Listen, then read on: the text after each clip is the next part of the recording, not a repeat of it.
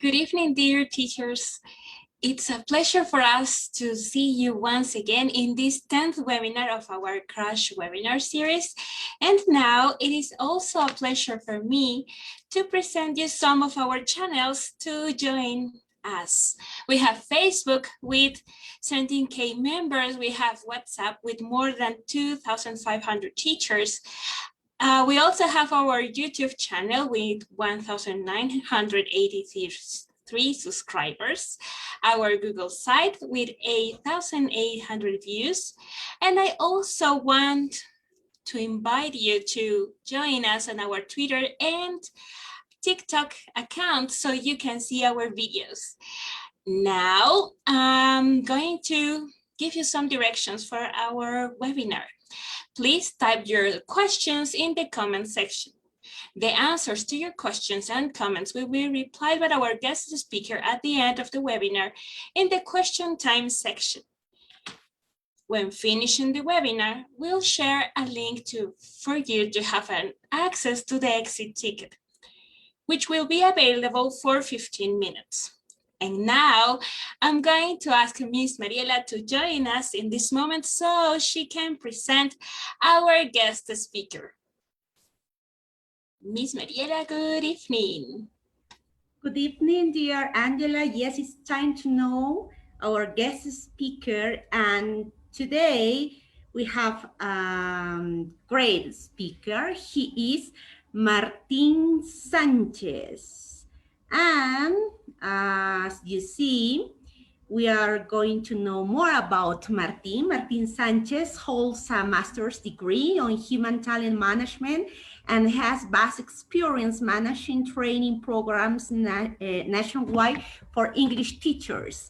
English specialists who participated in the implementation of the Peruvian National Curriculum for Basic Education on 2018 and 2019, and created learning experiences resources for the Aprendo en Casa web strategy for the English area during the years of 2020 and 2021. And today's webinar is Designing Task-Based Learning Sessions. The objectives are identify the characteristics of a task, analyze the structure of a task-based learning session, and design a learning experience draft according to the TBL method. Welcome, dear Martin. The audience is all yours. Hi, Mariela. Hi, Angela. Thank you so much for the invitation. As we already said, my name is Martín Sanchez, and I'm really happy to have this moment to present some of what I know to the teachers. And I'm really glad to see that this community is growing so much. English teachers in Peru is growing beyond the region, beyond the country, beyond the continent, and that is really gonna, I feel honored to be here and to be invited by you. So should I start with the presentation? Yes, please. Okay, but first I wanted to tell all the teachers that are watching right now the presentation that I'm checking all the comments that you're doing on Facebook right here, and there is like 30 seconds delay, so that might sound a little weird when I'm presenting because I'm going to be waiting for your answers. Okay, but that is okay. That is something that always happens. So let's just work on this and keep working on that. I'm going to start sharing right now.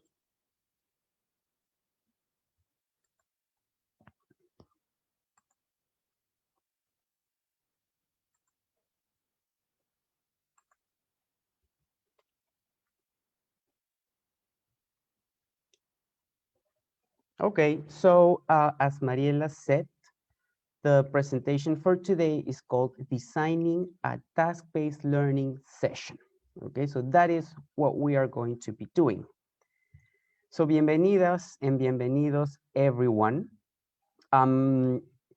seeing here Giovanna Jael Coupé, teacher Humberto Vargas, Miss Karina Mena. Good afternoon, people from Mexico. That's really, really good to hear and to read. Ruth Cotrina, Marita Smith, Lucia Zulca, Sara Ofelia. Good evening to everyone, and thank you so much for being here.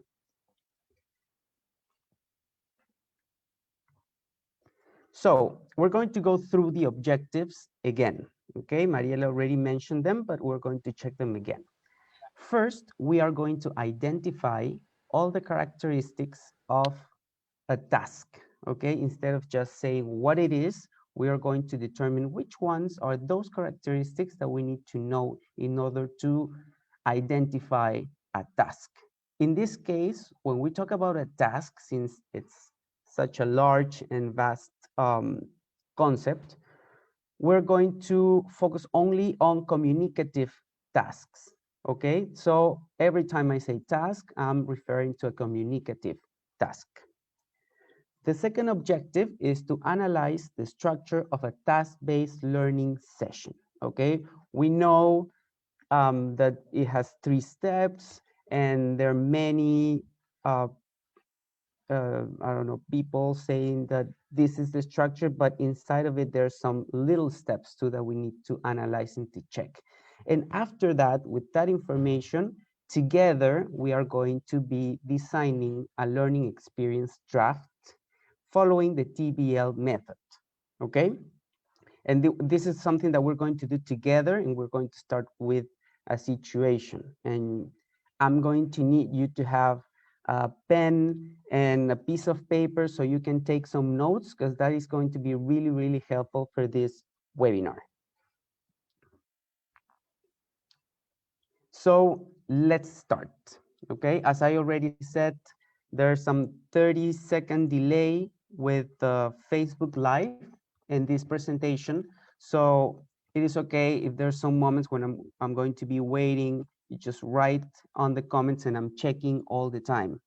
If you write sometimes and I don't see it or I don't mention it, I'm really, really sorry, but there are a lot of people and a lot of messages, so it's going to be impossible for me to read all of them, but I'm going to try to read them all and acknowledge them all, okay? So, first question, which one of these is a task? We have letter A, talk about global warming. Then we have letter B, advertise a festival through an ad. And then we have letter C, complete a short text using the correct form of the verb. I'm going to give you some time, and I want you to tell me which one of these is a task. Is it A, is it B, or is it C?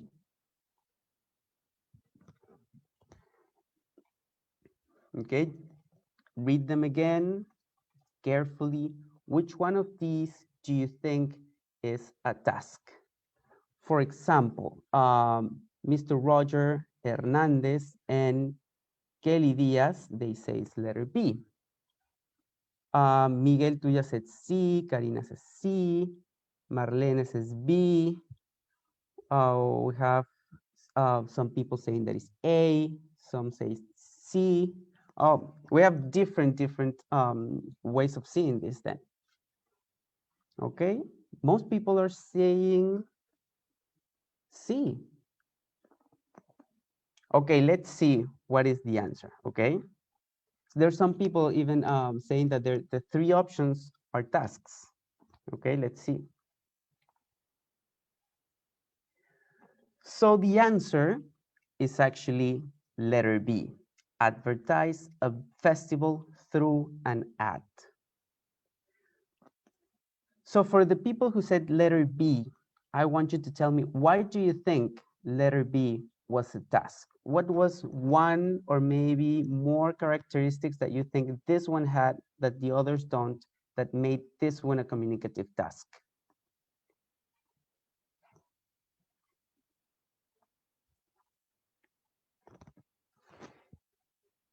Okay, why do you think that this one here is a task and not the other two?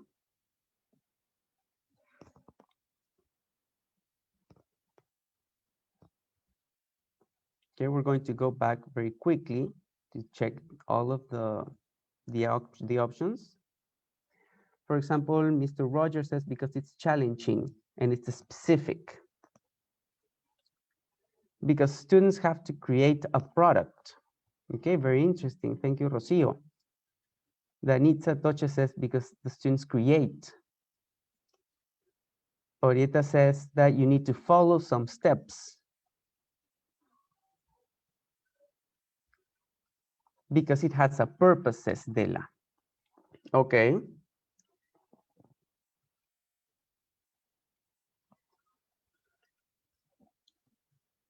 Now, I'm going to need you to grab a pen and a piece of paper to take some notes because we're going to talk about the characteristics of a task, a communicative task, okay?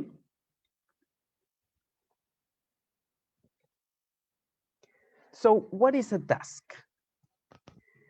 We have many authors talking about what's a task, and most of them agree on 4 characteristics, okay? And these are the ones that I'm going to show you.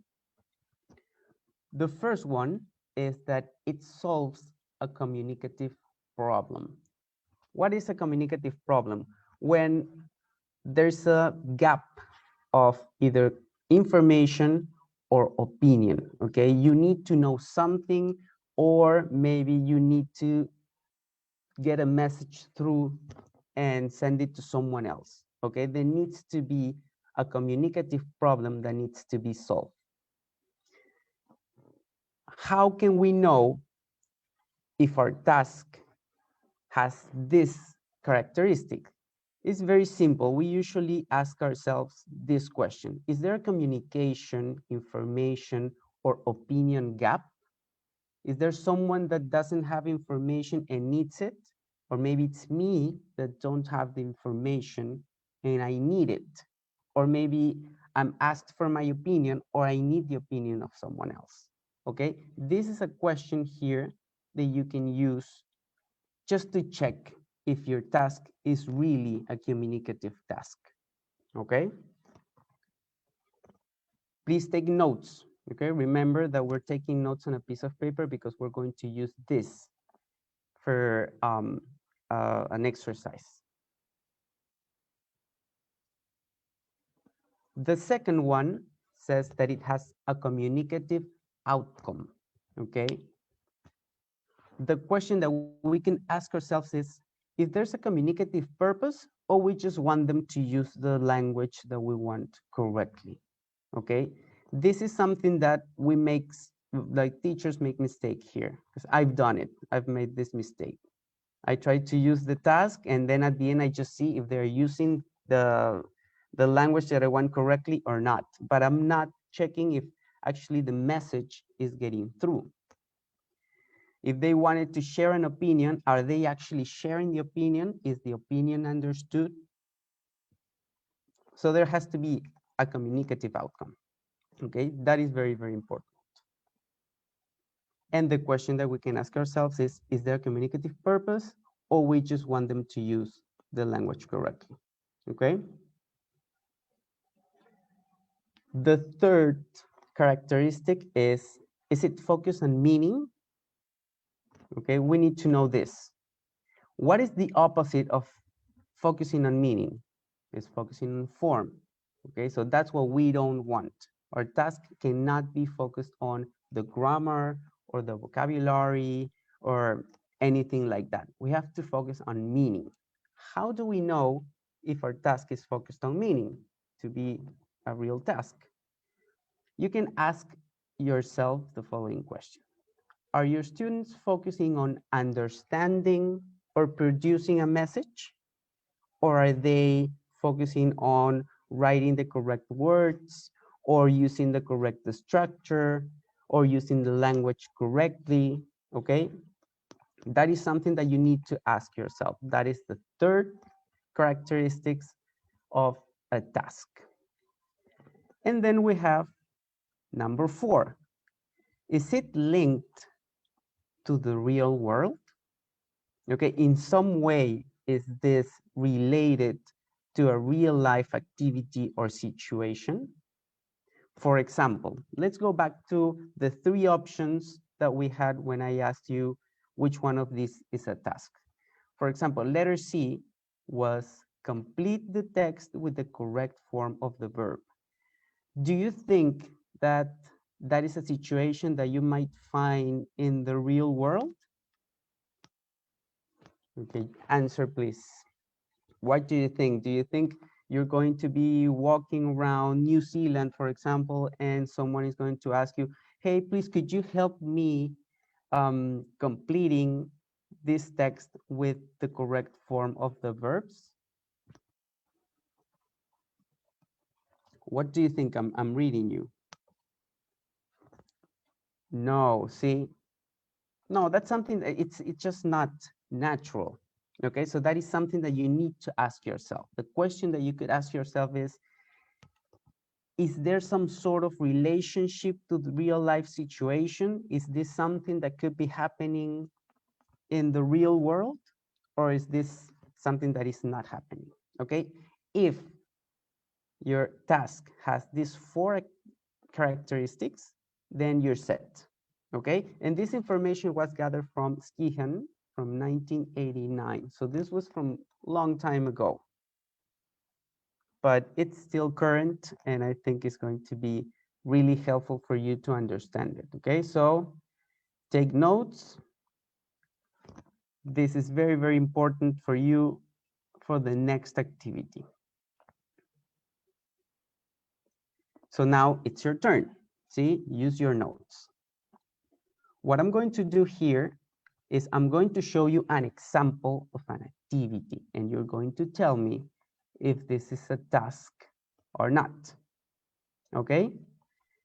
Example number 1 is very simple. You have your class and you're going to pair them up, and one of the students is going to be student A and the other one is going to be student B.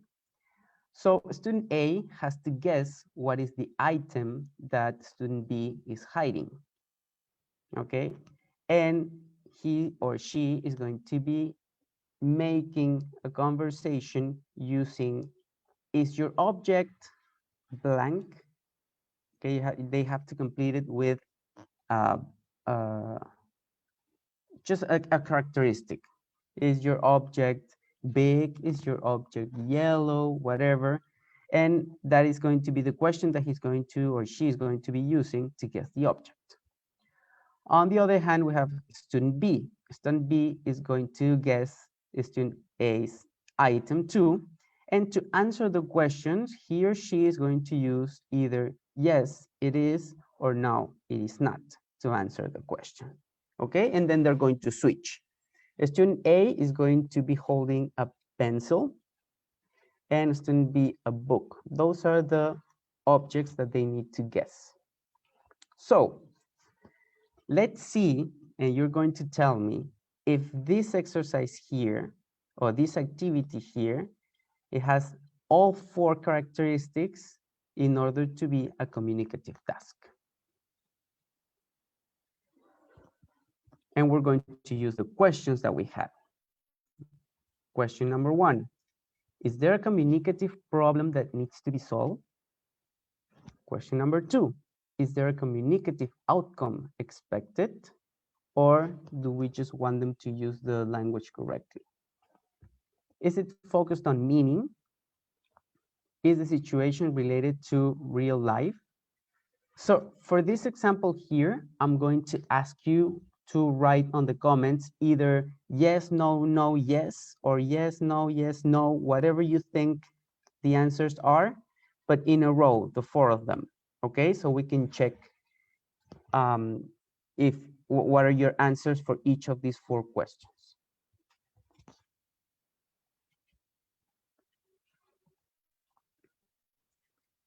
Okay, use your notes. Remember that we have the notes.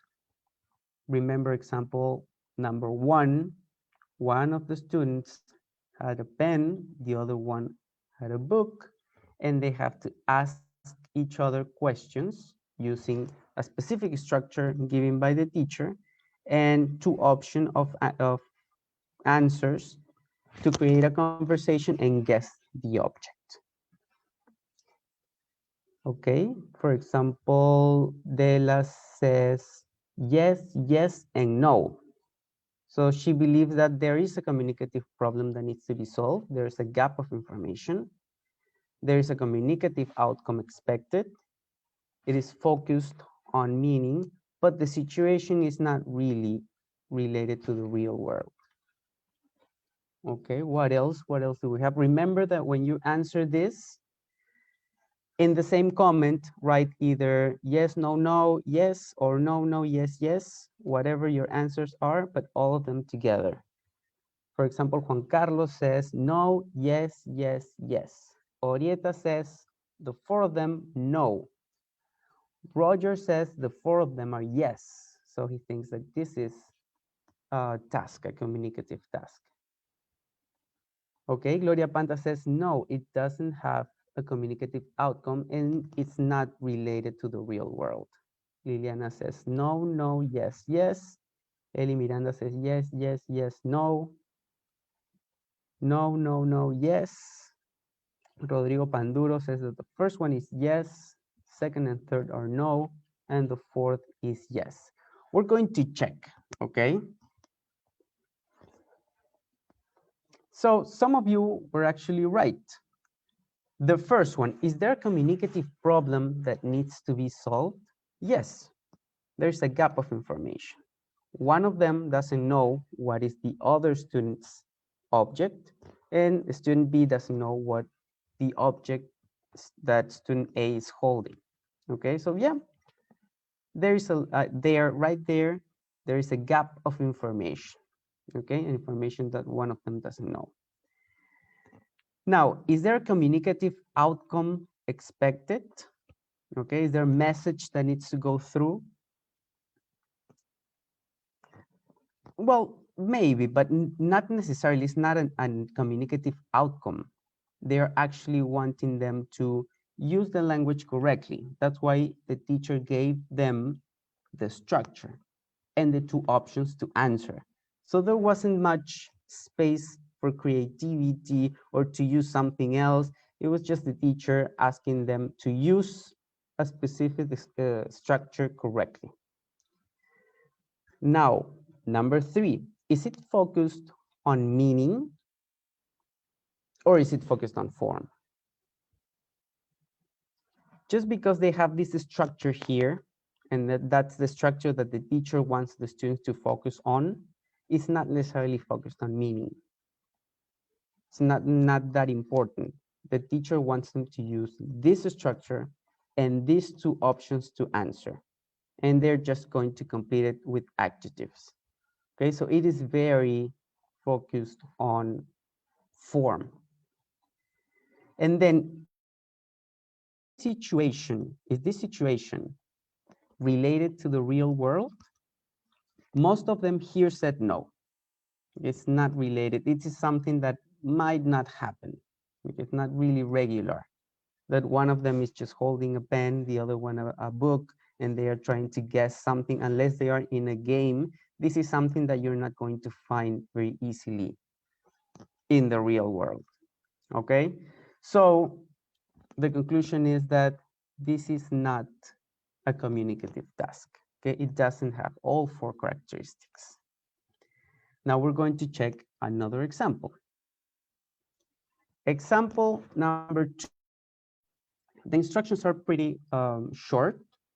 It says, describe how to get from your school to the main square to a group of tourists that are visiting your hometown.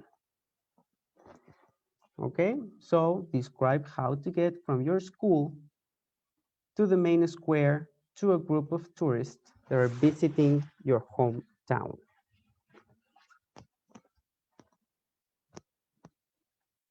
Now participate on the chat the same way that you've used on the last example number 1. questions are the same. Is there a communicative problem that needs to be solved? Is there a communicative outcome expected?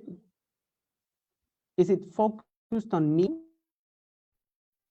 Is the situation related or very similar to something that would happen in real life?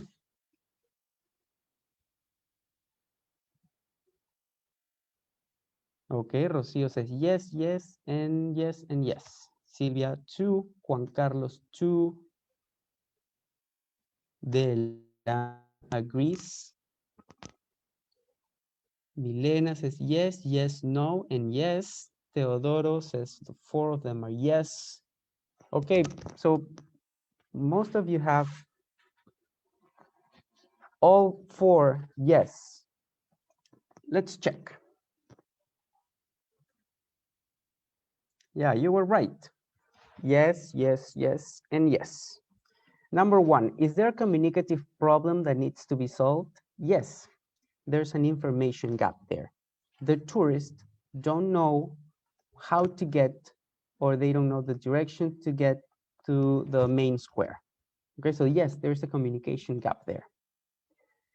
Question number 2, is there a communicative outcome expected? Yes, the outcome is that the tourists understand how to get to the main square.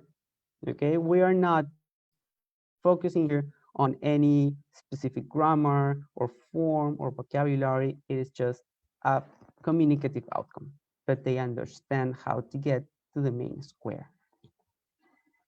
Question number 3, is it focused on meaning? Okay, very similar to the second one. Are we focusing on meaning or are we focusing on form? And in this case, we're focusing on meaning, right? We want to deliver a message and we want them to understand that message. Okay, it's not specifically how we use a structure or some vocabulary. It is the message that needs to get through. Okay, so it is very focused on meaning. And is this something that could happen in real life? Yes, it has, and it's probably happened to all of us, because it's happened to me, because I'm from Arequipa and we have tourists coming all the time, and they do ask the people around, how do I get to the main square where we have the cathedral and everything? And that could happen everywhere. You know, tourists usually are going to the main square because it's the oldest part of the city or whatever. But example number 2, it has the 4 characteristics. So yes, this is a communicative task. Okay.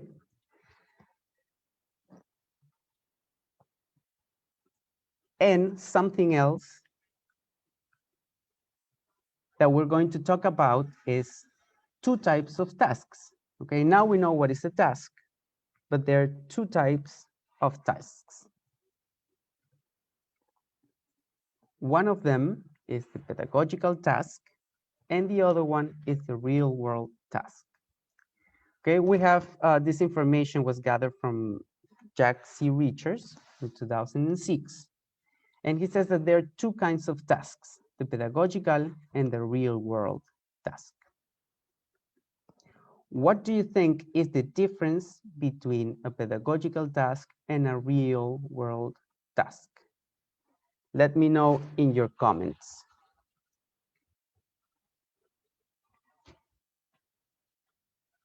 What do you think is the difference between these 2? The name says a lot about what is a pedagogical task and what is a real world task. What do you think it is?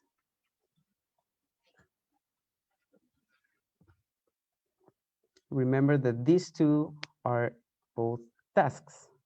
So they have the 4 characteristics, but there's a little difference there. Let me know what you think. Maybe you can guess that right. What do you think is the main difference between these 2? Okay, Jorge says pedagogical for teaching purposes and real world, real life. Brenda says one is theory and the other one is practice. Okay, very, very interesting. Anyone else, maybe?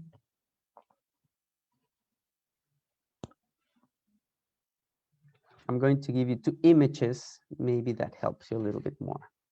Juan Carlos says that pedagogical is an exercise in class to be completed, but real world is the real use of English. Oh, that one's really close. Real world is normal way of use, and pedagogical is, I'm sorry, focused on grammar. Pedagogical task is related to education, and real world reflects the real world. Okay.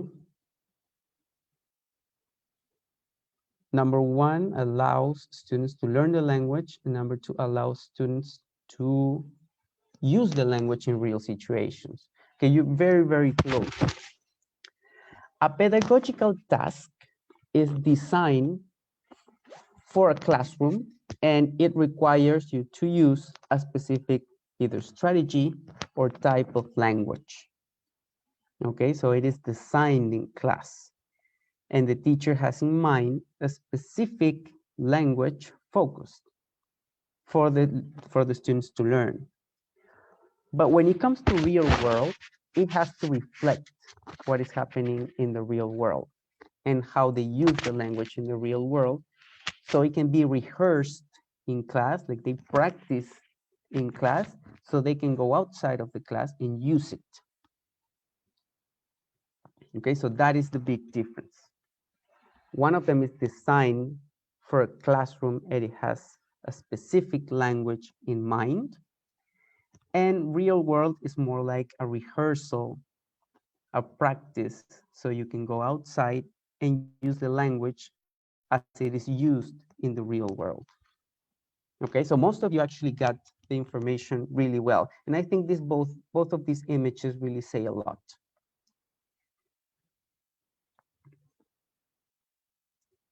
Now, I want you to take notes on what is ESL and what is EFL. Okay, I think this one is really easy. I want you to tell me in the comments, what is ESL and what is EFL?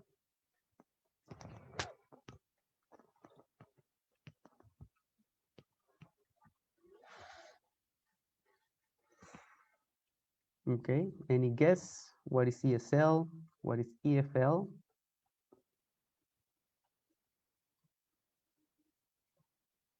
We're going to be checking these two. Okay, so ESL, English as a second language. Very good, Yarin. Jorge, English as a foreign language and English as a second language. Yes, really good. So this was an easy one, okay? Still, we're going to check what is the big difference, because when I was doing some research on task-based learning, I noticed that the authors, they don't necessarily make a big difference between task-based learning in ESL and task-based learning in EFL. And most of the information that I found was for English as a second language. And this is not something that we have in Peru. We know that the national curriculum, the name of the area is English as a foreign language.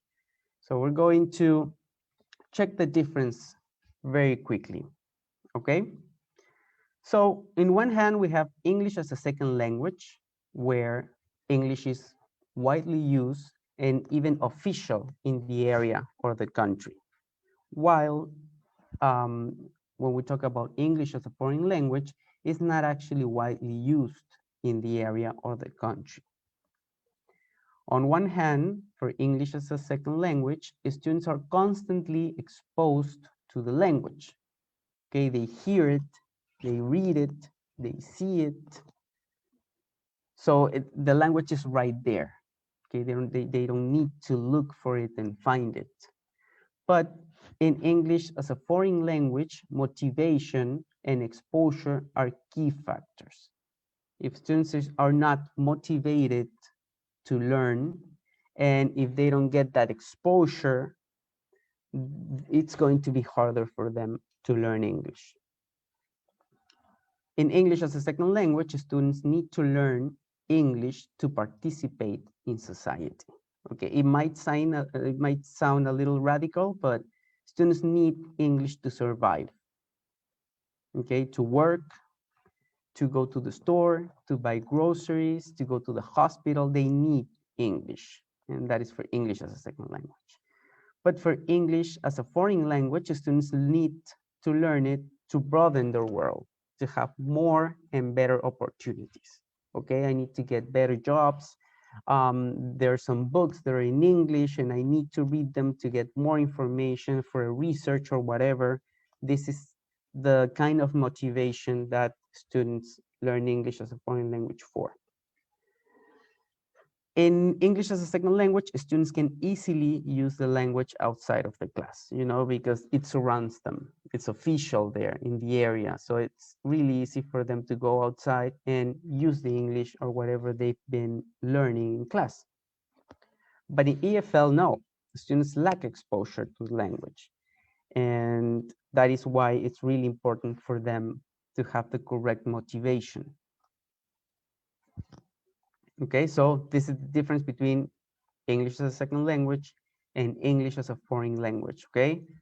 So let's remember this difference. Let's remember very quickly too what is a pedagogical task, what is a real world task. The pedagogical task is designed with a language in mind so that the students can learn. And then the real world task is the one that we rehearse in so it can be used outside. So now it is your turn, okay? We already remember very quickly the two types of tasks. We have the pedagogical one, we have the real world one, and then we also checked the differences between EFL and ESL. Now we know that it's not actually the same to teach English as a foreign language or teach English as a second language, and it's actually the context that gives you the differences there. So I'm going to show you these two situations right here. On one hand, we have Adela. Adela is Greek and she lives in Spain. She's studying English because she wants to read papers from authors from all over the world. On the other hand, we have Julio. Julio is and he just to the USA to work as an architect, but first he needs to learn English to be able to work. Okay, so we have these two situations. We have Adela living in Spain to read more papers or authors in English from all over the world. Julio, who needs English to be able to work as an architect in the US. So, the question is, in which of these two contexts is English a foreign language? Is it in Adela's context or is it in Julio's context? Okay, so Betsy says EFL for Adela. Okay, Eli Miranda and Diana, they do agree, EFL.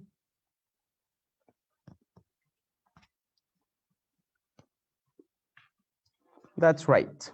You know, Edward, Maria Pilar, Siana, Jorge. In Adela's case, she's living in Spain, where English is not official, is not widely used, and she doesn't have that exposure to the language. So it is English as a foreign language. And it is really important for her to be really motivated and to have this exposure in class so she can learn the language. It's not that easy. And which one or which context is English as a second language? Okay, most of you already said it. It is Julio, right? Because Julio is surrounded by English. He is in the USA. So when he's learning the language, he has this advantage of being really exposed to the language, just going outside of the class, and he has to go to the store, to the hospital, to school, and everything is English. He has to learn English because he needs to survive in the US. Okay, so you see these two contexts.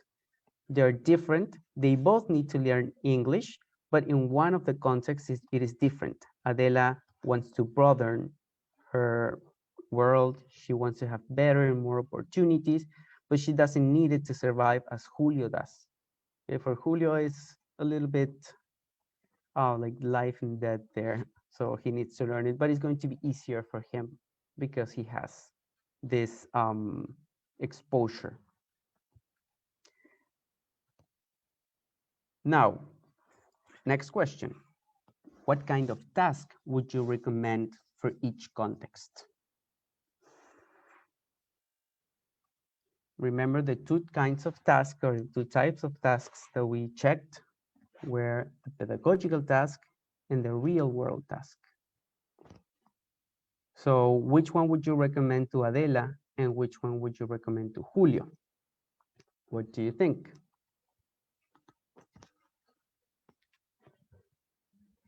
Okay, remember these are the two situations.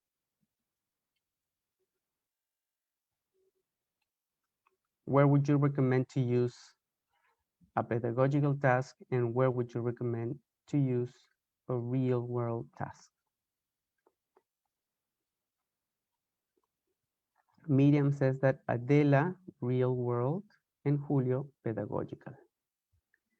But Rosa believes that Adela should, she recommends a pedagogical task for Adela and for Julio, a real world. Pedagogical for Elena, says Edward. Jorge agrees. Catherine agrees too. Humberto says Adela needs a real life. Jorge Garavito, this is real world to Julio. Ana Milagros Millones says Adela pedagogical and Julio real world.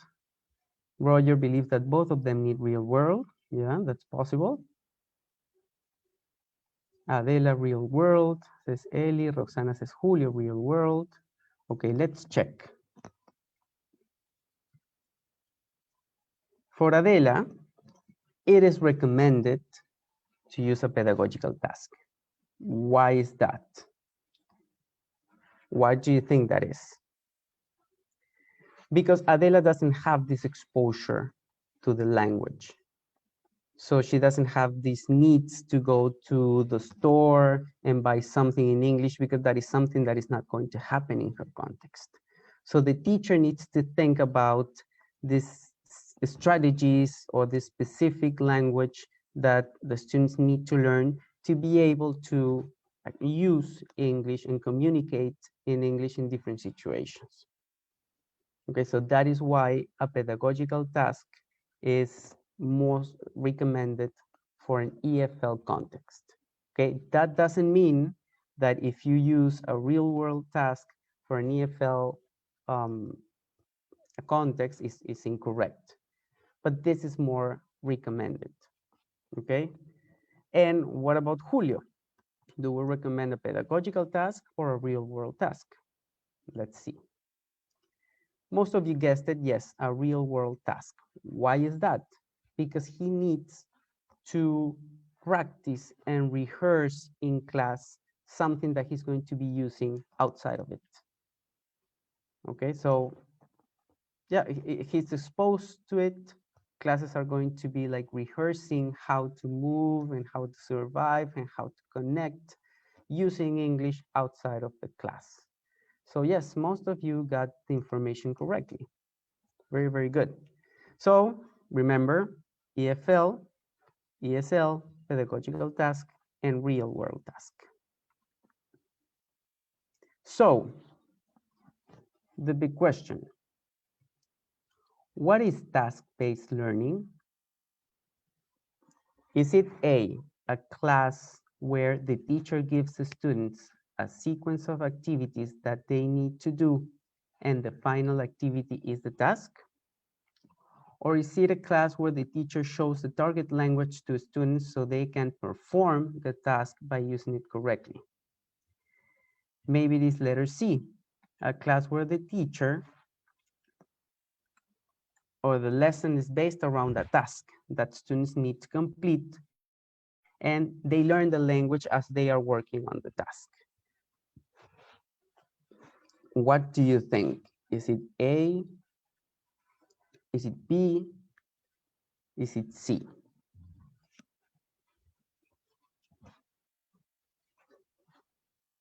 Okay, Eva Ruiz says that it is letter C. Orieta, letter C. Rogers thinks that it's letter C. Rodrigo thinks it's letter C, and I too. Lydia, Edward says letter C. Gloria too. So nice to read these familiar names. Hi everyone, thank you so much for being here. Vania, Juan Carlos, Eli. Yes. So yeah, everyone is saying letter C. Let's see if you got it correctly. It was letter C. So when you work on task using the task-based learning method, it is because you believe that by completing a task where you need to use English, you're going to learn it better. Okay, so there's a theory behind it that says that English is learned when it is needed. Okay, needed to perform a task. Okay, and that makes a lot of sense too, you know.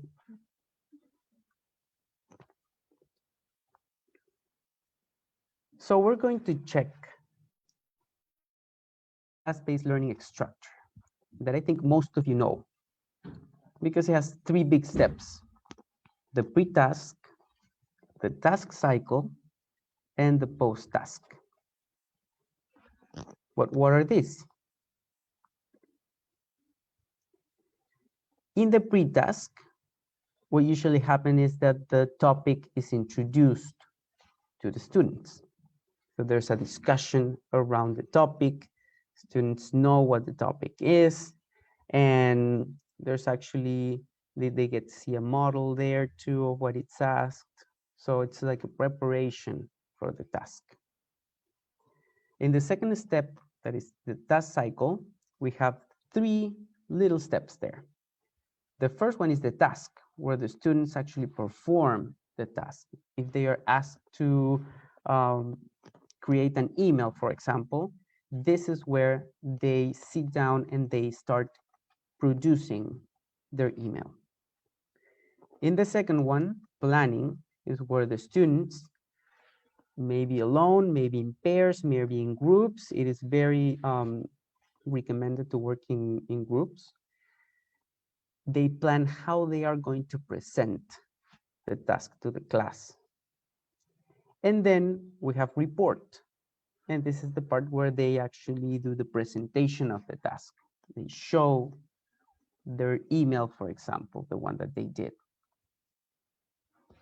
Once that is done, there's the third big step, the post-task, where they actually analyze and do some reflection on what they've done.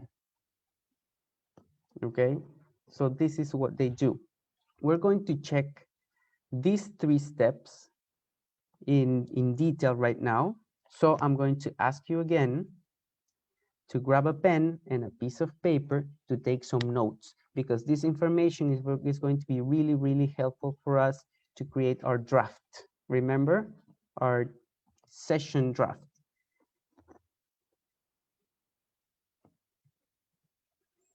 Okay, let's check the pre-task first.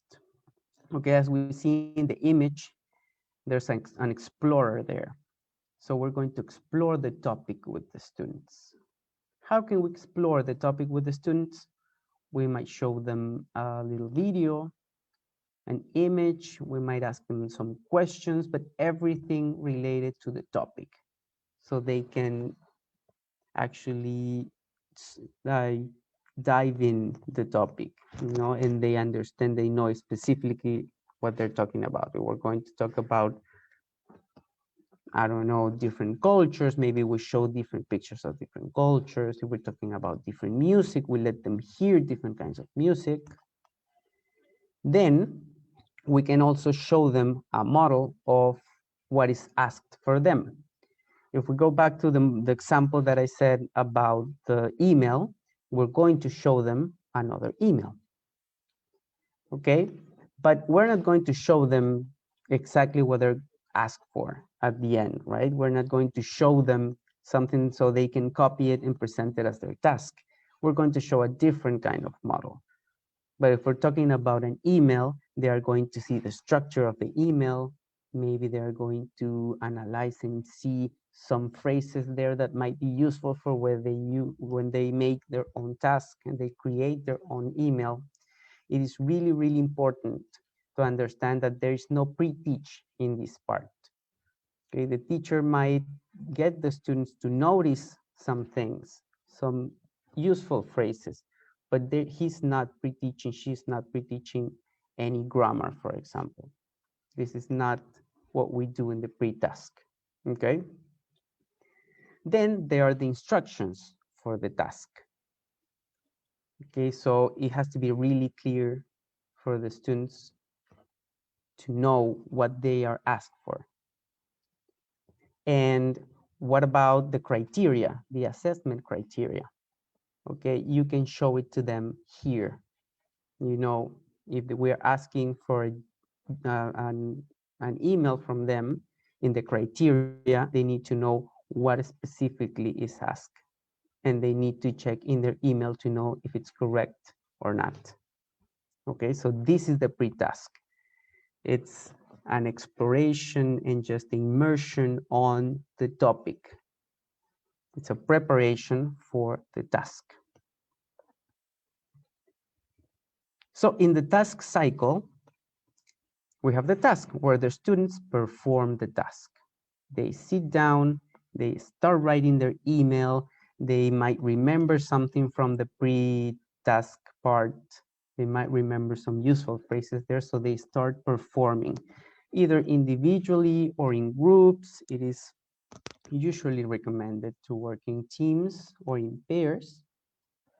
After that, the students rehearse how they are going to present or report the task. That is the planning part. Then we have the report, and this is the moment where the students present the task to the class. You know, and the teacher made some comments, but he doesn't correct. So we see that the student's doing a lot here, right? In the task cycle, we see student, student, student. The student performs the task, the student rehearses the task, and then the student presents the task to the class. So what about the teacher? The teacher falls asleep, right? He has some, like a moment there to sleep. What do you think? What do you think the teacher does while the student is working on the task and thinking about how to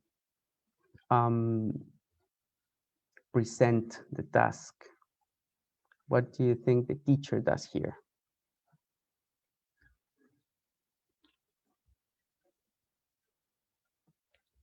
Does he sleep? Is that an option for us teachers?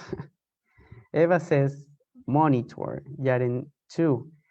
Jorge Garavito says taking notes. Viviana says monitors, monitoring. And helps when it's necessary. The teacher monitors, supports. So monitoring is, yeah, he's a guide, right? He monitors the activity. Okay, let's see. The teacher has a very important role during the task cycle. Okay, I don't know if you've heard about this term, but the teacher shadows the student. You know, the shadow is always behind you. You don't really notice it, but it's right there. And he's taking notes all the time. Okay, maybe some mistakes over there. And he can promote peer evaluation too. But he's not going to give any feedback. He's not going to explain anything. He's just there. He's the shadow taking notes right there. Okay, so that is the work of the teacher. He's silent here, but monitoring and checking and taking notes. What are some mistakes that the class is making? okay? Now we go to the post task. Okay, we start with the analysis here. You know, the teacher has been taking some notes and he was the shadow in the task cycle part. And in this part here, he's going to focus a little bit on the language, okay? He doesn't focus on the language in the beginning or in the middle, but at the end, okay? And he has some notes there, maybe some mistakes that most of the class is making. So what you could do is maybe write it on the board, and together as a class, you can have it and explained by someone, or maybe corrected by the students. Okay, this is where you can focus a little bit on the language and where you can discuss maybe the mistakes that the students made. Okay. In the reflection part, you can have this formal moment where you ask the students some metacognition questions. Even though we all know that metacognition should be part of the whole class, you can also have some specific formal moments that are planned where you work on metacognition. So you can ask your students what was difficult for you, what was easier for you, how did you organize your ideas to create your email or whatever the task was. You can ask them if you find yourself facing a challenge that is really similar to this one, what would you do differently? Or maybe what have you learned? Or what do you think you should be exploring and practicing a little bit more? And after that, the teacher is going to give some feedback and evaluate the task of the students. Okay, so that is the whole task-based learning structure. And I hope you took some notes, as I told you, because now we are going to work on designing our own task-based learning session draft. Okay, it's not going to be like the complete session, but I think we can get there.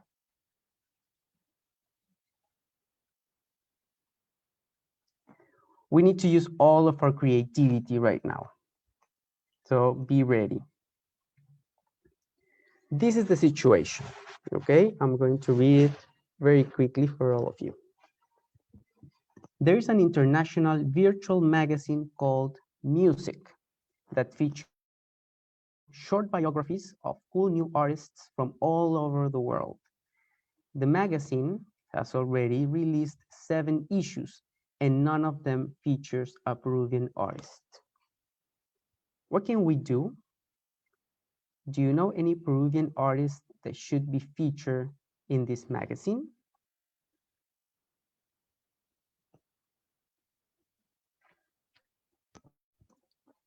Okay, let's read it again. It's really important to take notes and to have the situation really clear so we can start thinking about the specific actions that we're going to do in the pre-task, in the task cycle, and in the post-task.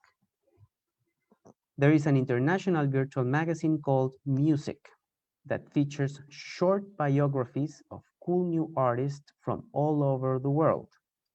The magazine has already released 7 issues, and none of them features a Peruvian artist. What can we do? Do you know any Peruvian artists that should be featured in this magazine?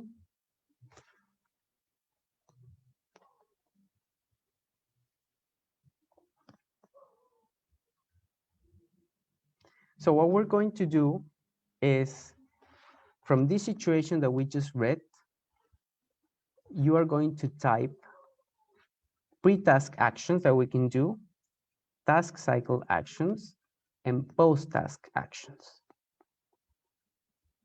Okay? And for that, I'm going to leave this presentation and I'm going to go to my PPT.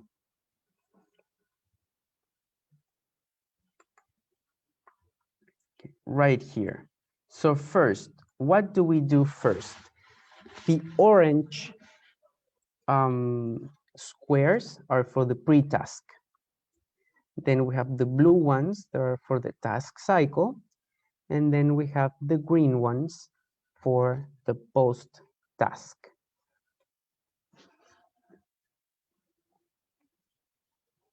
Okay, so what do you think we can do first? What is the first thing that we can do?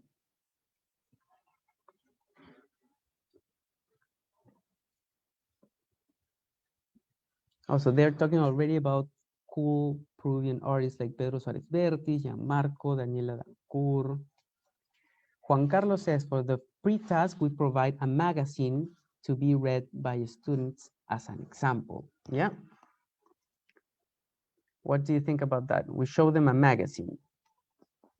Anything else?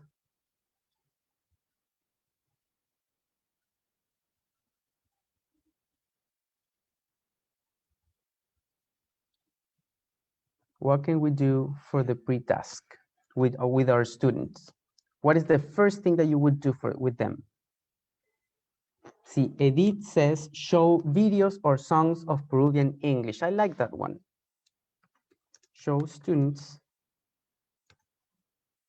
pictures and songs by Peruvian artists, right? This could be a very good first action here, because we're diving in, we're introducing the topic. We're talking about Peruvian artists.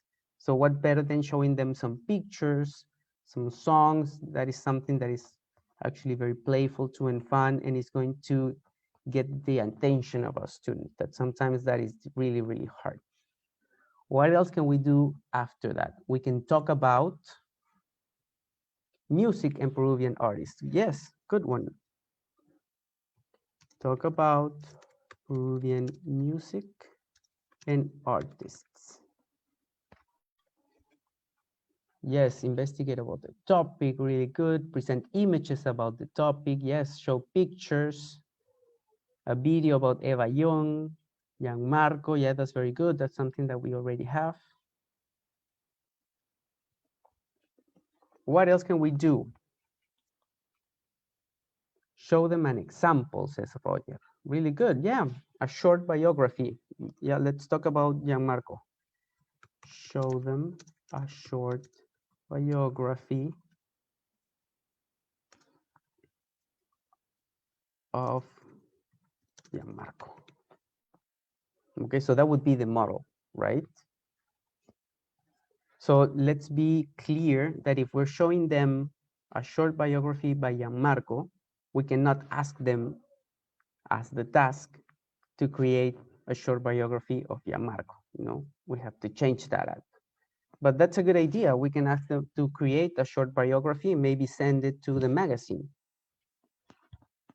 What else? What else do we need to do here in the pre-task? Okay, we already explore and discuss about the topic. We show them a model. There's one thing that is missing.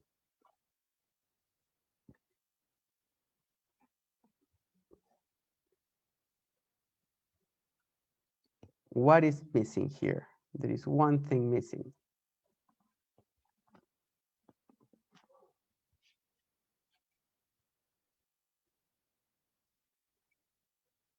Okay, remember that we don't pre-teach here anything. Instructions, very well, Roger.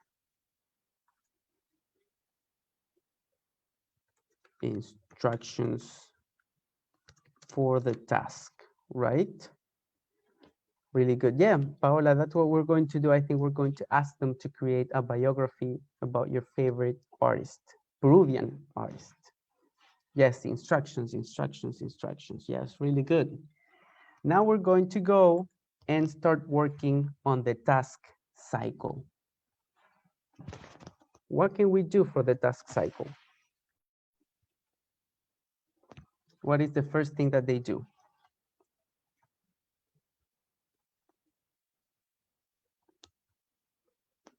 They have the instructions of the task, and the task is going to be to create a short biography of a Peruvian artist, right? So what is the first thing that they do in the task cycle? After they got the instructions. They follow the instructions, right? Sari, Rocio, Espina, very good. So they perform the task. Students perform or complete the task. Okay?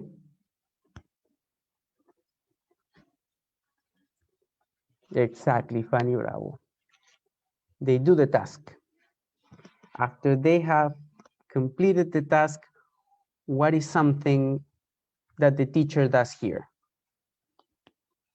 The students are performing the task. What about the teacher? What does he or she do?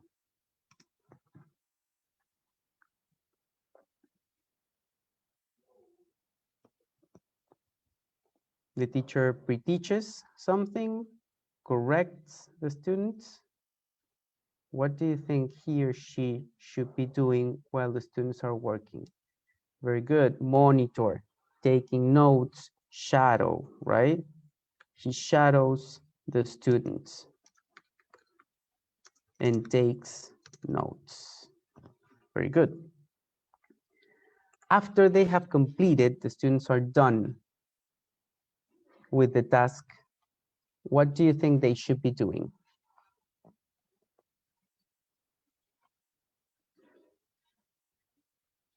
What is the second mini step in the task cycle?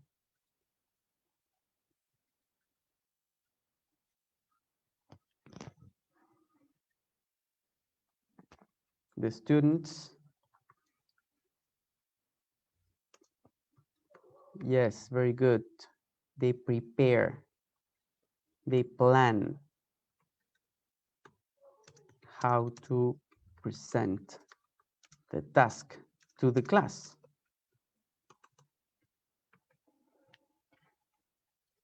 Yeah, and then after that, they organize information, yes, very good. And then they report their task, very good. Report the task. That means they can present it to the class, okay? The teacher can ask maybe some of them, a few of them to present after he's been taking notes. The teacher knows which group or which student is going to feel comfortable showing what they've done in the class. Gloria Panta here says they can do peer evaluation. That is totally correct. Here, peer evaluation.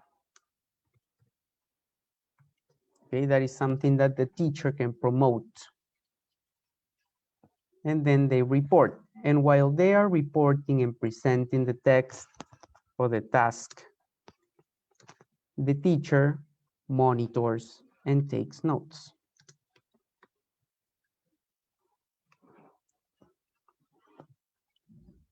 Okay, very good. Now we're going to do the post-task actions. What do you think the students or the teacher should be doing for the post-task?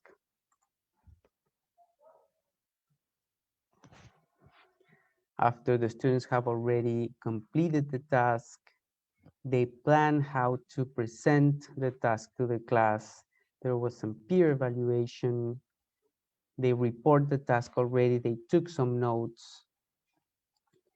The language focus analysis. Yes, but specifically, what should the teacher or the students do? What do you think? Because yeah, it's correct. You know, there's the language analysis, but what do you think the teacher should do?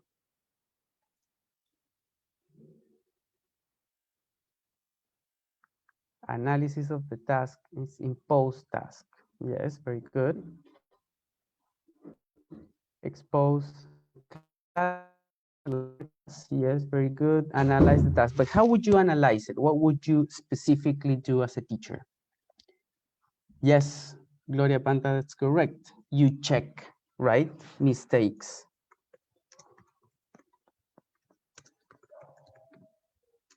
Maybe the teacher can write them on the board. Sorry.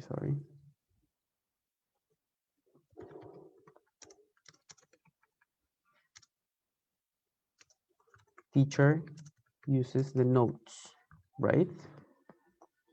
And as a class, you can check the mistakes, you can focus on some of the language too. You know, if we're making a biography, maybe we can focus on I don't know, some structures like she was born in, or she is something years old.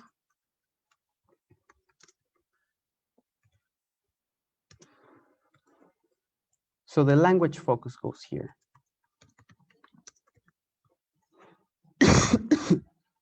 Sorry. After that, what do they do?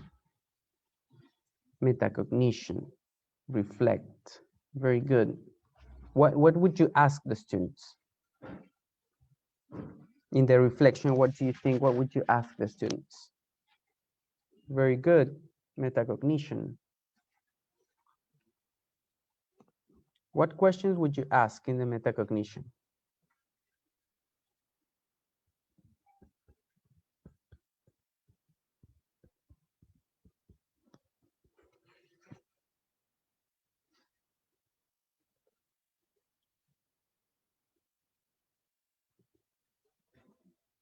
What kind of questions would you ask? For example, what did you learn? Yes, very good. What did you learn today?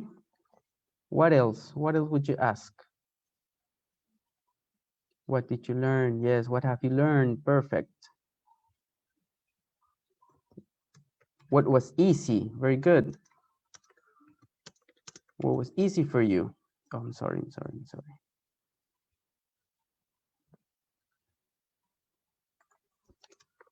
What was easy for you?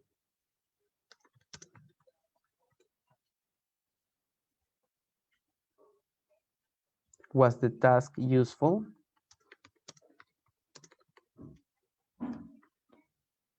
Yeah, was it useful? Maybe that's something that you can use in a different context. Yes, very good. Did you like the lesson? Yes, perfect.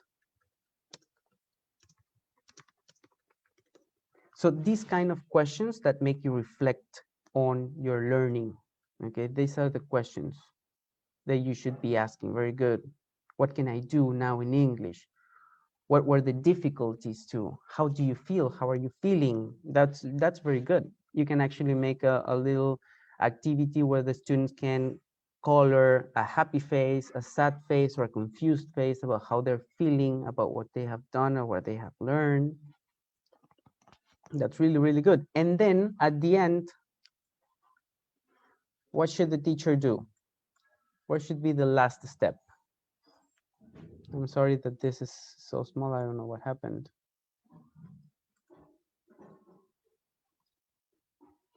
What should we do at the end?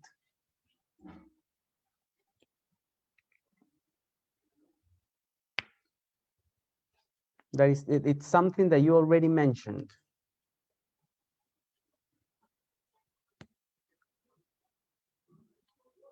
Feedback. Perfect. Okay, so there's some feedback on evaluation, assessment, whatever you want to call it, and the student gets some feedback from the teacher so he can improve what he's doing. Okay, this is the moment where the teacher actually gives the feedback, okay, not before. So we have this class here. We started by showing the students some pictures and songs by Peruvian artists. Then we talked about some Peruvian music and Peruvian artists. We talked about maybe Gianmarco or Evallón, Pedro Suárez Vértiz. And then we showed them a model. We showed them a short biography of Gianmarco. And then we gave them the instructions. The instructions were to show or to create a short biography of a Peruvian artist, different from Gianmarco. And we're going to send that to the magazine so they can actually have an issue with approving notice there. After that, the students complete the task and the teacher is shadowing and taking some notes on maybe some of the mistakes that the students are making. Then the students plan how to present the task to the class. He can promote some peer evaluation, and then they present the task to the class. You know, maybe 1 or 2 groups present, and the teacher keeps making notes. He doesn't say anything if the students make mistakes. This is the moment where the teacher is the most silent, but the most observant too. Then in the post-task, the teacher checks the mistakes with the class. He uses the notes that he's been taking. And maybe he can focus on some of the language there, like phrases like those that here, like he, she was born in, he, she is 20, 30 years old. So the language focus is right there. After that, you can do the reflection with questions. The questions that you were writing here, there were a lot of them, but they were really, really good. Like, what did you learn today? Was it easy for you? Was the task useful? Did you like the lesson? What was difficult for you? What was easier for you? Another question that I really like is, if you find yourself facing a task like this in a next situation or in the future, what would you do differently? Okay, and then there's the feedback from the teacher. You know, after the task has been done and presented and everything, this is the moment where the teacher gives the feedback. Okay, so we're going to go back to the presentation here, and I'm going to ask you to reflect a little bit on this. Okay,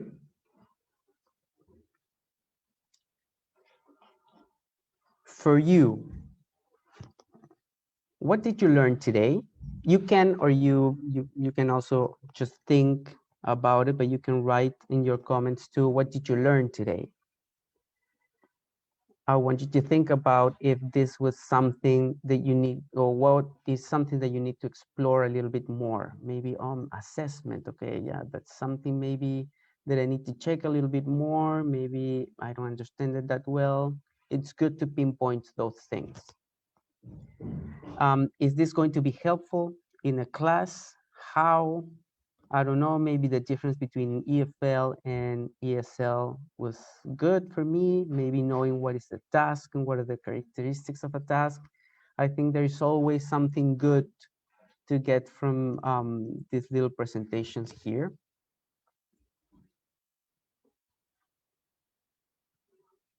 How to use TBL, says Orieta. Okay. Teodoro says he has a clear idea about TBL. How to design a task, very good. The structure of TBL, how to use TBL.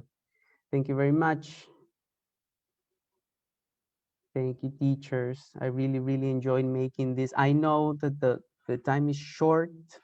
I would really like to talk a little bit more about other things, but I thought that this was really helpful for you.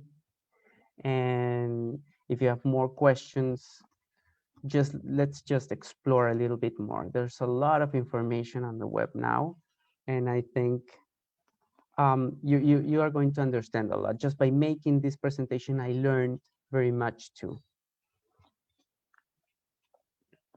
Thank you so much. Definitely, TBL will be useful in class. Yes, I think that too.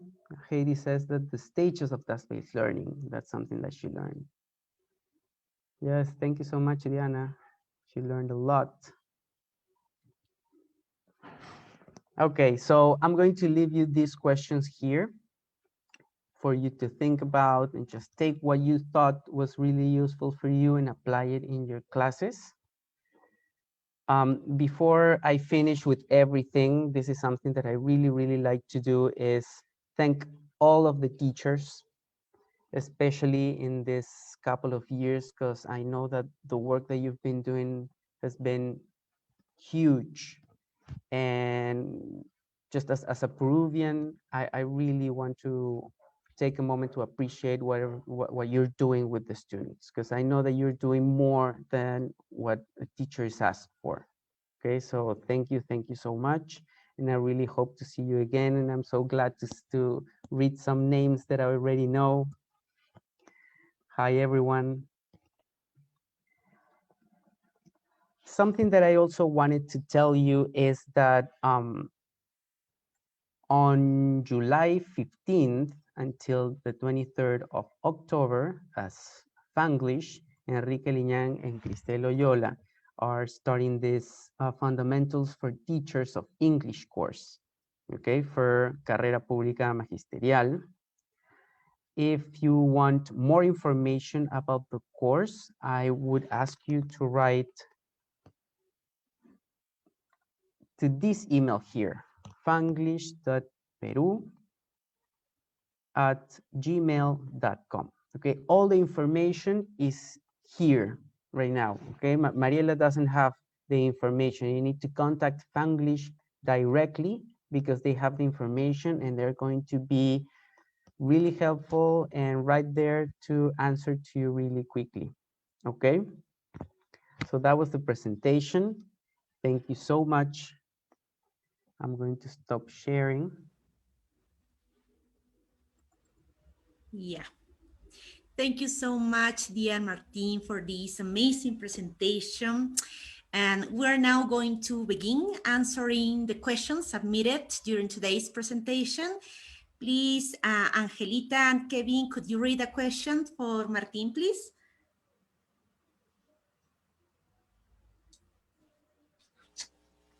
Sure. Thank you so much once again for everything that you taught us. And I have some questions here.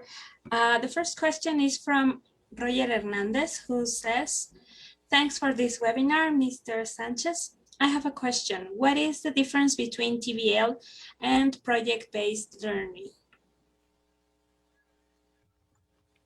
Well, it is the structure. Sometimes when we talk about project-based learning, we think about something much bigger. Sometimes the projects even have different areas. And task-based learning is just thinking that through a task, through completing a task, your students are going to be learning English, right? But I do understand that there might be some similar things, but a project is bigger. I think that a project is bigger and more complex than a task. Thank you so much. And the next question, dear Kevin. Yeah, hello, Martin. It's very nice to see you. All teachers are already happy for your presentation. And right here, I have a question. And it says, is it necessary that the students who use TBL have a specific English level? Hi, Kevin. Nice to see you too. That is a very good question, you know, because the example that we created, the draft that we created, and the example that I already showed you, you could guess that maybe the students need a little higher level of English to perform. But, you know, English teachers are really, really creative, and you can use them for every single level. For example, you can ask them to, I don't know, create something that is really, really simple. I don't have something in my mind right now, but you can do it. You can do it even for pre-A1. You can do it. A very creative teacher is going to be a little bit more difficult. I remember when we were creating material for Aprendo en Casa, it was really hard for us to do the pre-A1 level. It was always the hardest, but you can do it. And I know you can do it with the experience that you have, all of the teachers here and the creativity that they have, they can create easily a TBL session for pre-A1 and very low levels too. Thank you so much. Angelita, now your turn. I have the question from Miss Wendy Ramos is, how could I apply this method to young learners? Well, when you talk about young learners, and I say this from experience, young learners, they have a lot of energy. So what I recommend is that when you start, for example, in the pre-task, use images, use music, okay, try to make it fun for them, but they can do it. And think about the characteristics of a young learner. You know, if they're very young, maybe they're not even teenagers, you have to know that they haven't developed the abstract thinking yet. So it's a different mindset that they have. So that's something that you have to take in consideration. But still, the steps, you can use them. The task is going to be different. Maybe they are not going to write, I don't know, a biography for a magazine, but they can do something fun, you know, something that is more related to them. Yeah, that's right. Thank you so much. Yeah, I was thinking like maybe an STEAM activity or something like that. That would be great. Yeah, or maybe they can post something online with the help of a parent, of course, or they can pen pal with someone. You know, there's a lot of things that the English teachers are creative, so I wouldn't worry about that. Thank you so much. Kevin? Thank you. Oh, yeah. Well, there is actually a question that says, how can we use TBL in appending class activities? But I think actually you gave us an example to do it.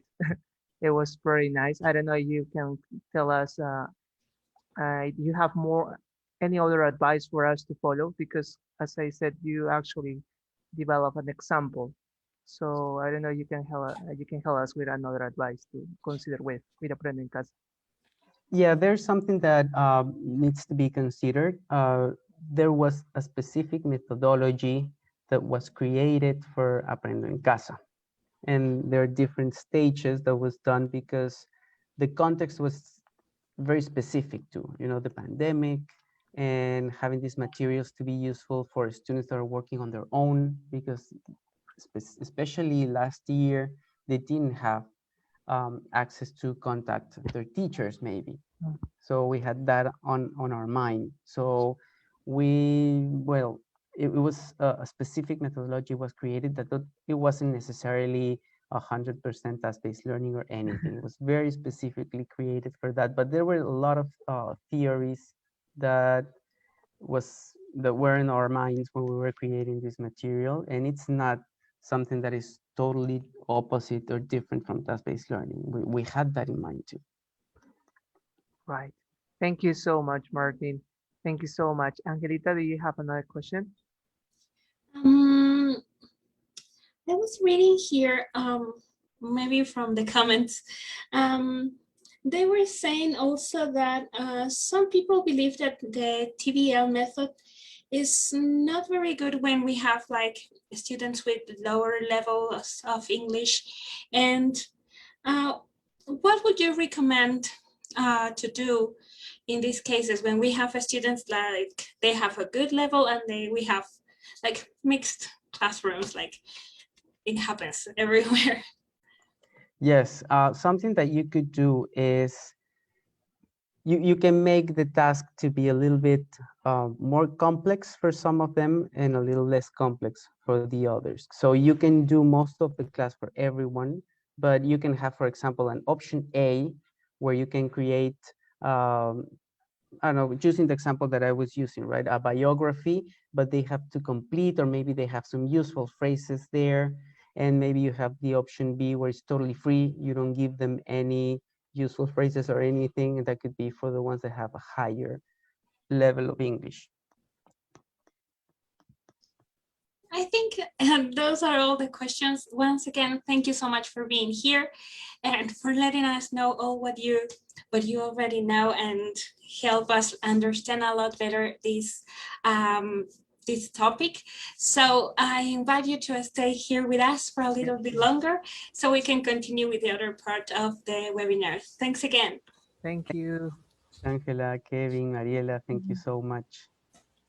And once again, thank you so much, dear Martin, for sharing your knowledge with us. We really appreciate that. Bien, Martín, quiero agradecerte en nombre de toda la comunidad de English Teachers in Peru, el que hayas aceptado esta invitación, el que el día de hoy puedas haber compartido esta metodología tan importante, tan interesante, que además, si nosotros recordamos, el Ministerio de Educación la ha venido aplicando, sobre todo, bueno, cuando hemos estado haciendo todo esto presencial.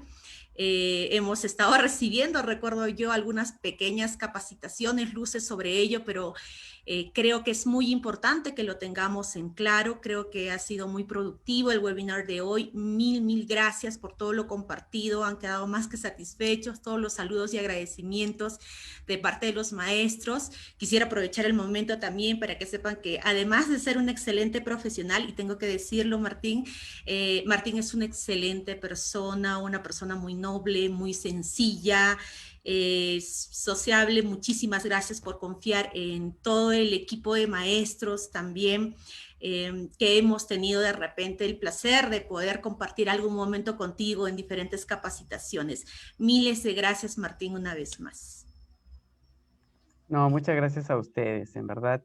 Como lo dije ya en inglés hace un ratito, la labor que está realizando ahora el maestro es titánica, titánica. Y ahora en este contexto, ya lo era, y en este contexto es aún mayor. Yo escucho historias, he conversado con Kevin también, sé las cosas que hacían y o sea, estaban dando la vida básicamente por los estudiantes, así que eso lo agradezco y cualquier momento que yo pueda ayudar o apoyarlos, yo feliz de que existan estas comunidades de aprendizaje, porque ahí es donde se aprende más, en verdad. Así que muchas gracias por la invitación y cuando quieran. Muchas gracias, Martín. Ojo que te vamos a tomar la palabra, por si acaso está grabado. Bien, te pedimos que nos acompañes un momentito más. Vamos a compartir en este momento lo que todos están esperando. Ahí ya tienen el exit ticket, el registro de asistencia. Recuerden que va a estar disponible por 15 minutos. Recuerden colocar bien su correo electrónico, su información, por favor. Y de igual manera responder a las preguntas que están relacionadas a este webinar. El link lo tienen ahí, lo tienen simplemente que copiar en su navegador. Seguramente ya también lo van a fijar en los comentarios. De repente los administradores por ahí nos pueden ayudar a compartirlo para fijarlo en los comentarios, por favor. Tal como está ahí, como siempre inicia, https://catly, que siempre es el inicio de la dirección. Las siglas de nuestra comunidad, ETiP, English Teachers in Peru. Recuerden respetar la minúscula y minúscula. El número de nuestro webinar, 10th, en este caso, y terminando con la TH en minúscula. Bien, por favor, espero que no haya ninguna incidencia con el exit ticket. Procuremos verlo ahí, ya está, ya lo he visto que lo están compartiendo en este momento. En los comentarios de Facebook, ¿sí? Entonces, podemos empezar ya a iniciar para poderlo completar. No se preocupen, que vamos a contar los 15 minutos culminando con el webinar para que podamos terminarlo bien y no se pierdan ustedes de ninguna novedad. ¿Qué tenemos para la próxima semana, querido Rubén y Miss Ulises, que está por ahí? Rubén, ¿qué tenemos para la próxima semana? Hello, Mariela.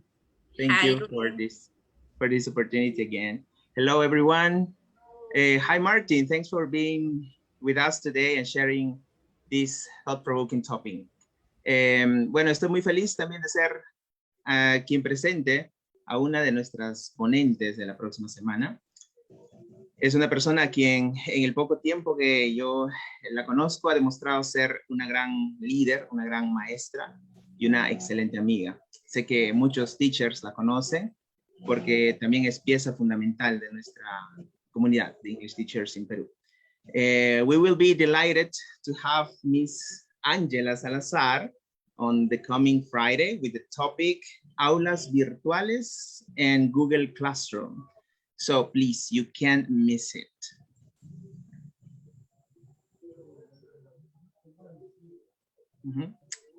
Miss Sulamita está ahí presente. Are you there? Yes. I can see. Yes, hello everyone. Yes, and for the next Saturday, we have a great professional for this webinar about methodology, Miss Cristel Oyola. The topic of this webinar is better feedback for better learning. Don't forget, please, dear teachers, the next Saturday, June 19th, from 6 to 8 p.m. We will waiting for you. Okay, thank you so much, Ruben and Suli. La próxima semana no se pueden perder, teachers. Tenemos a nuestra administradora Ángela Salazar compartiendo con ustedes una herramienta digital que de seguro ya muchos que tenemos las tablets por ahí la están empezando a utilizar, Google Classroom, aulas virtuales, así que va a ser súper productivo. Y a la excelente especialista Cristel Oyola, que nos va a hablar un poco sobre la retroalimentación tan importante ahora, un tema relacionado también al temario considerado por el Ministerio de Educación para los exámenes de ascenso, nombramiento, contrato, etcétera. Nos sirve además como preparación como docentes del área. Y bien, culminamos entonces el webinar del día de hoy, no sin antes mencionar y agradecer al excelente equipo de administradores que está detrás de toda la organización de esta grandiosa comunidad, que cuenta con todo el apoyo de ustedes. Les queremos agradecer siempre su audiencia, estimados English Teachers in Perú, y a todos los administradores también que pueden ver en pantalla. Muchísimas gracias a cada uno de ustedes por todo su apoyo. Recordamos el día de hoy, muchísimas gracias por haber asistido a la misa virtual de nuestra querida administradora Tabita Naya. Son 3 meses de su partida y bueno, aún la extrañamos, el recuerdo siempre va a estar presente, pero si el día de hoy tienen unos minutitos para poder elevar una oración en su nombre a alguien que ha dedicado mucho a parte de su tiempo a la comunidad y a la educación, pues traten de hacerlo, por favor, se los vamos a agradecer con todo el corazón.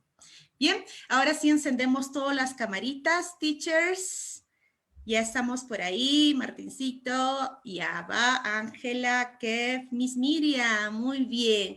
Entonces, para el día de hoy, bueno, antes de culminar con esto, quiero no redundar, no importa si redundo, Martín, pero realmente estamos muy agradecidos contigo por el día de hoy, por todo lo valioso compartido. Realmente esperamos volver a tenerte dentro de la comunidad para que puedas compartir con nosotros. Tú que estás súper empapado en lo que es experiencias de aprendizaje, que has tenido la experiencia de la elaboración del material que han hecho tu persona y el equipo del Ministerio de Educación. Creo que todos los teachers tenemos muchas preguntas y dudas por ahí que hacerte, así que te vamos a abordar o secuestrar en algún momento, querido Martín. Mil gracias, te doy unos minutitos más si gustas para poder despedirte también de la comunidad. Sí, muchísimas gracias por la invitación. Realmente a mí me da muchísimo gusto que se haya generado esta comunidad y realmente me sorprende lo grande que es, ¿no? Así es como tenemos que aprender, ¿no? Entonces, juntarnos y compartir.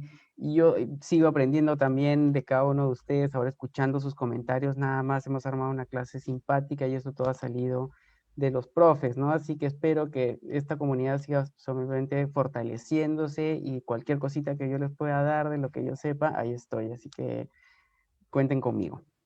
Muchas gracias, Martín. Miles de gracias una vez más a nombre de toda la comunidad y el equipo de administradores. Bien, nos despedimos el día de hoy. Miss Sulamita Chupden, teacher Rubén Rumi, Miss Ángela Salazar, que es ponente la próxima semana, Miss Miriam Córdoba, teacher Kevin Laura de la Cruz, teacher José Ortega, que está detrás de toda la transmisión y todas las cosas que se dan durante la conexión con ustedes.